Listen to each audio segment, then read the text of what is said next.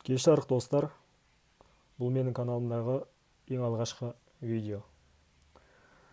Мен қағаз банкноттарды жинауға қызығамын. Бүгін сіздерге қазақстандық қағаз ақшаларға шолу түсіремін. Ең біріншісі осындай 500 теңге. Самұрық деп аталады. 2017 жылғы.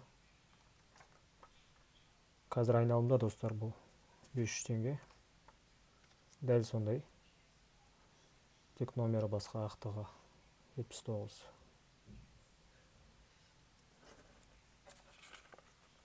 Үшінші, осындай 1000 теңге. Естеріңізде болса достар, бұл айналымда жоқ. Күлтегін деп аталады 1000 теңге. Өте әдемі ақшалардың бірі. Төртінші, осындай 5 теңге. 93 жылға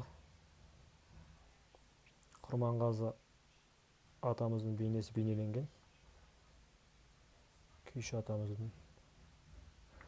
Достар, қазақ тілінде бұндай контент болмағандықтан өзім түсіруге шешім қабылдадым. Мен орыс тілінде көріп жүрмін, бірақ қазақ тілінде әлі кездестірген жоқпын.